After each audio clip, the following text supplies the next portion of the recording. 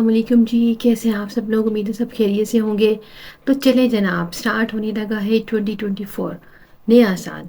क्या आप लोग रेडी हैं इसके लिए, नए साल को वेलकम करने के लिए? अच्छा, रेडी हैं तो चले। कैसे रेडी हैं? हम्म क्या करोगे नए साल को, किस कैसे वेलकम करने का प्लान किया है? आउटिंग करने जाना है, फ्रेंड्स के साथ जाना है, फैमिली के साथ जाना है, डिनर पे जाना है, गेट टुगेदर्स करनी है? कैसे, क्या क्या प्लान किया आपने कि कैसे आपने एक इस नए साल को वेलकम करना है? तो अगर तो आपने ऐसे ही सोचा है जैसे मैंने अभी बताया है कि घूमना फिरना है, सो के गुजारना है, जैसे 23 गुजर गया ऐसे ही गुजारना है, तो बड़ा मसला हो जाना है। देखो, 23 की जगह 24 आ रहा है। साल बदला है, हिंसे बदले हैं, तारीख बदल रही है। तो क्या हमें वैसे ही रहना चाहिए या हमें भी बदलना चाहिए? बदलना चाहिए ना। तो फिर आज की वीडियो उन्हीं लोगों के लिए है जो साल के साथ साथ, दिन के साथ साथ, मौक़ों के साथ साथ, ज़माने के साथ साथ खुद को भी बदलना चाहते हैं। हुँ? क्योंकि अभी वो टाइम नहीं है कि हम लकीर के फ़कीर हैं या हम ब्लाइंडली फ़ॉलो करते रहें बहुत सारी चीज़ों को, ठीक है? हमने अपने टैबूज़ को तोड़ना है। इस पे भी हम एक बार ना अलग से एक वीडियो बनाएँगे कि आपको ना बहुत सारे टैबूज़ को तोड़ना चाहिए। क्योंकि अब आप एक अवेयर नेशन हो, अब आप एक ऐसी जनरेशन हो जिसके पास नॉलेज है, इन्फॉर्मेशंस हैं, लॉजिक्स हैं, रीज़न्स हैं, ठीक है? तो बहुत सारी चीज़ों को अब हमने ब्लाइंडली फ़ॉलो भी नहीं करना है। लेकिन फ़िलहाल हम अभी जिस पे बात करना चाहते हैं, हम उसी पे स्टिक रहते हैं। और वो बात है लाइफ स्किल लेक्चर नंबर 2 की। और आज 24 में एंटर होने से पहले जो सबसे इम्पोर्टेंट स्किल मैं आज आपको सिखाना चाह रही हूँ, वो है डिसीजन मेकिंग को लेकर। अच्छा, इससे पहले जो लेक्चर नंबर 1 था, वो था टॉक्सिक पीपल को लेके, टॉक्सिक पर्सन्स को लेके कि अगर आपकी लाइफ में हैं तो आपको कैसे पता चलेगा और आपने उनको फिर डील कैसे करना है, और अगर डील नहीं कर सकते तो फिर क्या करना है, और अगर डील कर सकते हो तो फिर क्या करना है।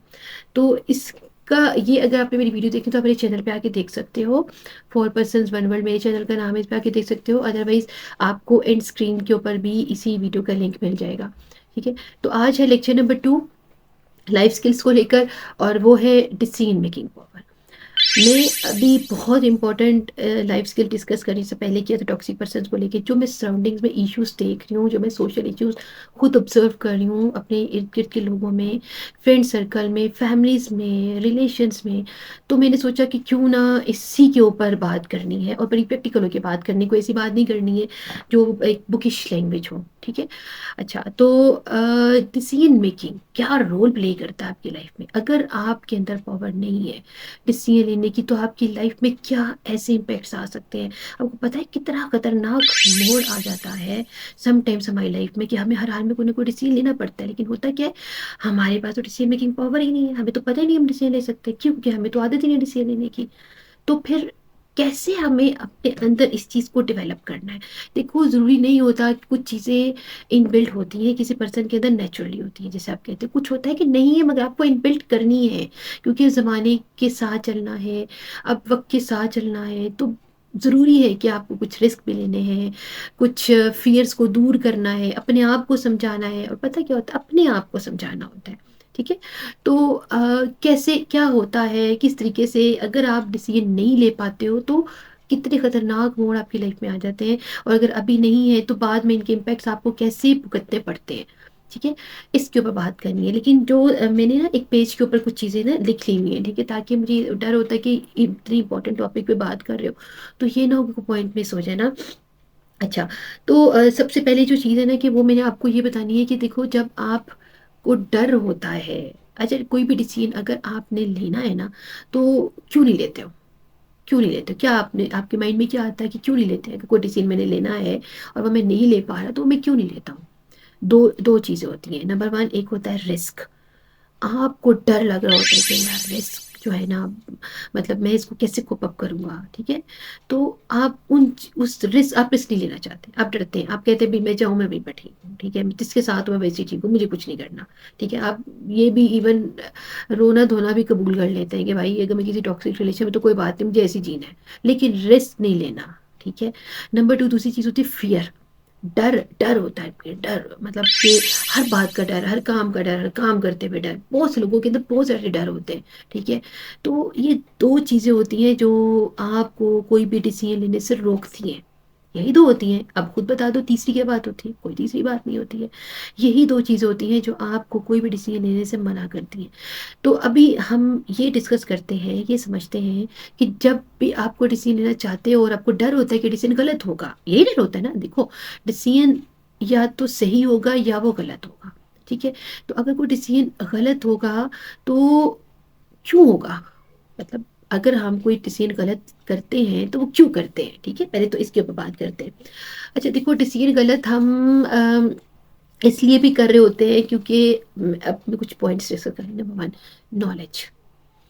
हमारे पास ना उस इश्यू को लेकर, जिस उस सब्जेक्ट को लेकर, उस मसले को लेकर हमारे पास इन्फॉर्मेशंस नहीं होती, ठीक है? हमारे पास ज़्यादा नॉलेज नहीं होती, हमें डर लग रहा होता है कि मतलब हमें पता नहीं होता उसके बारे में, ठीक है? तो हम क्या करते हैं, गलत डिसीजन ले लेते हैं। नंबर 2, जब आप ये करते हो कि डिसीजन तो आपको पता चल रहा है ना कि मैं गलत ले सकता हूँ अगर मेरे पास नॉलेज नहीं है, आपको उसके इम्पैक्ट्स भी पता नहीं होते, ठीक है? आपको ये समझ नहीं आ रही थी कि अगर मैंने ये डिसीजन लिया तो इसके कॉन्सिक्वेंसेस क्या होंगे, इसके असरात क्या हो सकते हैं, मेरी लाइफ पे क्या हो सकते हैं, मेरे एसोसिएटेड लोगों की लाइफ पे क्या हो सकते हैं, मेरे सराउंडिंग में रहने वालों की लाइफ पे क्या हो सकते हैं। आपको इम्पैक्ट्स का नहीं पता होता। तो आप जब इम्पैक्ट्स आपको पता नहीं होता, आप गलत डिसीजन ले लेते हो। तीसरी चीज़ जो सबसे बड़ा फैक्टर होता है द फियर। डर डर होता है, डर डर डर डर ने आपकी को बर्बाद करके रखती है। हर बात का डर, हर चीज़ का डर। पेरेंट्स नाराज ना हो जाए, हस्बैंड घर से निकाल देगा, बच्चे छोड़ देंगे, रोटी कौन देगा, मतलब हर बात का डर है यार लाइफ की। अच्छा अगर ये वाले डर नहीं तो और दूसरे डर है, डर ही डर डर डर डर डर ही डर ही है। हर एज में डर है। तो डर की वजह से भी हम गलत डिसीजन ले लेते हैं। अच्छा, लेज़ीनेस की वजह से भी हम गलत डिसीजन लेते हैं। सुस्ती, मतलब ज़ाहिर है आपको अपने कंफर्ट, अगर आपने कोई डिसीजन लेना है इम्पोर्टेंट, अपने एक लाइफ का इम्पोर्टेंट डिसीजन है कोई, वो आपको लेना है, तो क्या करते होते हो आप ना लेज़ीनेस, मतलब आपको टेंशन होती है ना तो आप टालते चले जाते हो चीज़ को। अच्छा कल कल कल कल ये करते करते एक दिन जब अचानक डिसीजन लेना पड़े तो ओह, तो डिसीजन गलत हो जाता है। तो लेज़ीनेस की वजह से भी करते हो। अच्छा फिर है आपके ऊपर डिपेंडेंसी। आप डिपेंडेंट हो गया। उधर से पूछ मुझे क्या करना है, उससे पूछ मुझे क्या करना है, कभी अब्बा जी से पूछना है, कभी अम्मा जी से पूछना है, कभी आपने बच्चों से पूछना है, कभी फ्रेंड से पूछना है, कभी रिश्तेदारों से पूछना है, आपको वैलिडेशन चाहिए। इतनी खतरनाक चीज़ है। याद रखना मेरी पे एक बात, आज आपने इस वीडियो में सुन के पल्ले से बहाने, कभी किसी को आपने ये नहीं कहना, ये नहीं कहना, आपने कभी किसी को ये नहीं कहना कि बताओ मुझे क्या करना चाहिए। कोई भी इशू लेकर आप अगर किसी के पास जाते हो तो कभी उसको ये नहीं कहना कि मुझे बताओ मुझे क्या करना चाहिए, क्योंकि जिस दिन आप ये बात उसको कह दो कि उस दिन समझ जाओ कि आपने अपनी लाइफ का इख्तियार आपने उस शख्स को दे दिया है। होता पता क्या है, अगर फर्ज को आप उसकी बात नहीं मानते हो, किसी भी रीजन से आप उसकी बात नहीं सुनते हो, तो उसका तो मूड खराब हो जाएगा, बंदा तो आपका दुश्मन बन जाएगा, कहेगा भाई जब तूने मेरी बात सुननी नहीं थी तो मुझसे पूछने क्यों आया। होता है ना ऐसा, आपकी लाइफ में कितनी बार ऐसा होता होगा। तो कभी भी डिपेंडेंसी के ऊपर नहीं जाना, अपने डिसीजन खुद लेने हैं, इंडिपेंडेंट होके लेने हैं, अपने डिसीजन खुद लेना सीखो, अपनी लाइफ के इंपॉर्टेंट डिसीजन खुद लेना सीखो। तो ये जो 3-4 फैक्टर्स है ना, इनकी वजह से आपके डिसीजन गलत होते हैं, ठीक है? और भी छोटे-छोटे और फैक्टर्स हो सकते हैं, लेकिन मेनली जो है ना वो ये 4-5 पॉइंट्स हैं, जो आपने माइंड में रखने हैं कि मैं कोई भी डिसीजन लेता हूँ तो मैं गलत क्यों? देखो सोचो, अपने आप को सोचो, ठीक है? कि मैं गलत डिसीजन क्यों लेता हूँ? जल्दबाज़ी में ले सकता हूँ, हो सकता है मैं इमोशनल होके ले लेता हूँ डिसीजन। याद रखना, कभी बहुत खुशी हो तो डिसीजन कोई डिसीजन नहीं लेना, कोई डिसाइड नहीं करना, कभी बहुत गुस्से में हो तो आपने कोई डिसीजन नहीं लेना। आपने जब भी कोई डिसीजन लेना, आपने बहुत ठंडे दिमाग से सोचना है और फिर आपने डिसीजन लेना है। आपने अगर किसी रिलेशन से खुद को निकालना है तो आपने ठंडे दिमाग से सोच के निकालना है। इसीलिए अल्लाह ताला ने कुरान पाक में हमें बताया है कि तलाक की एक पूरी प्रोसेस जो समझाया है, वो यही प्रोसेस है कि एक दफ़ा में 3 बार कह देने से तलाक एक दफ़ा काउंट होती है, ठीक है?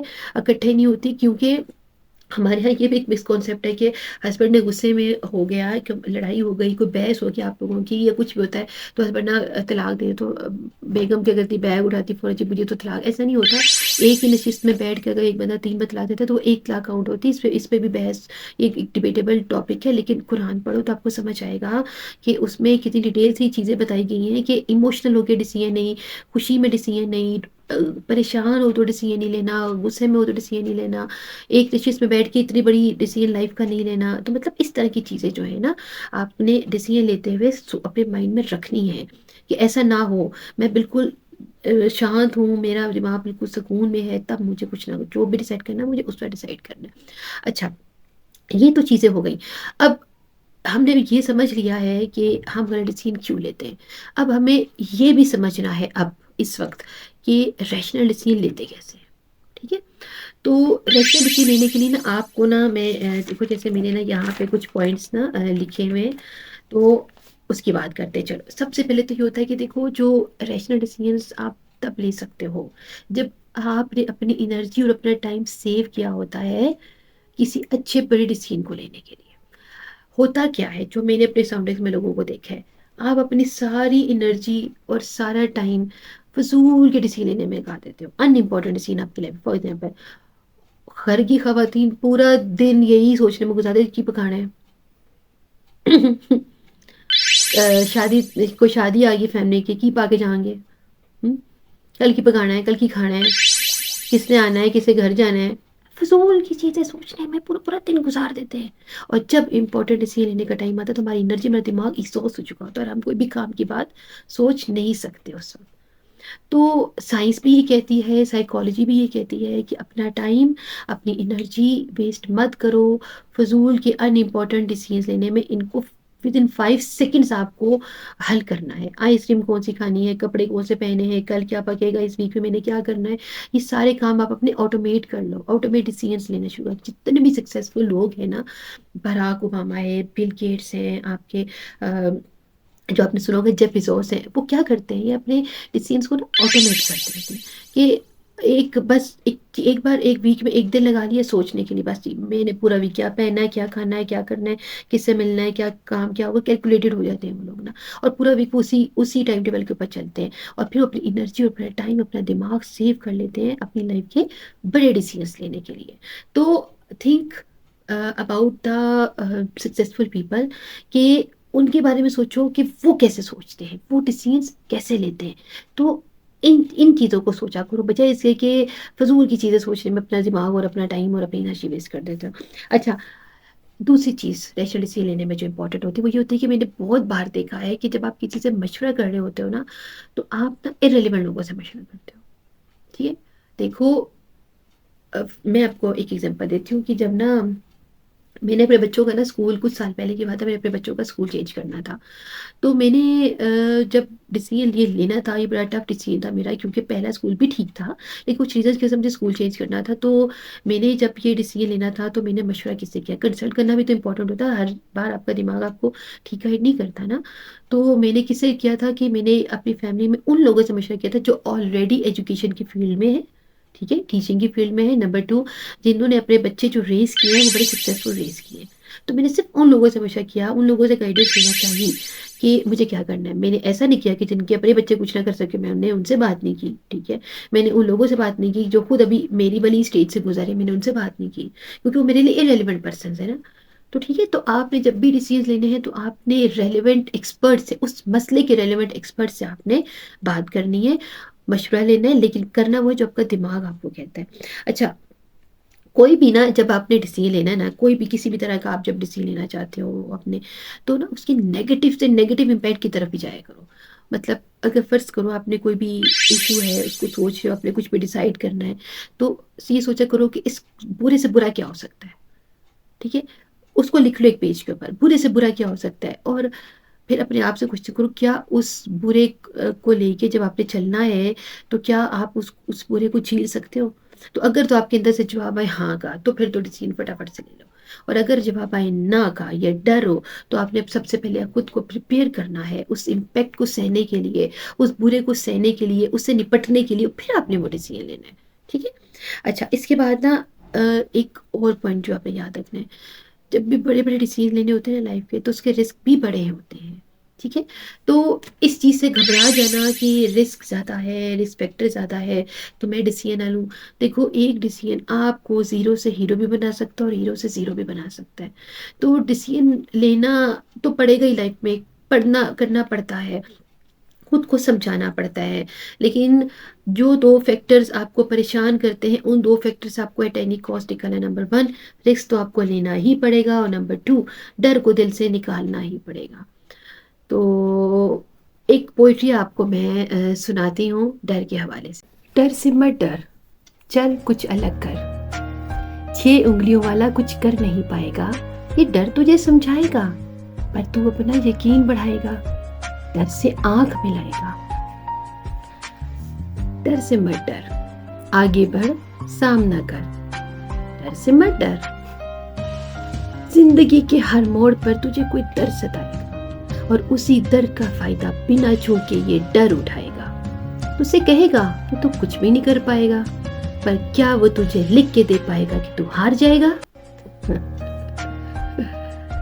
डर से मत डर, कुछ नहीं आएगा।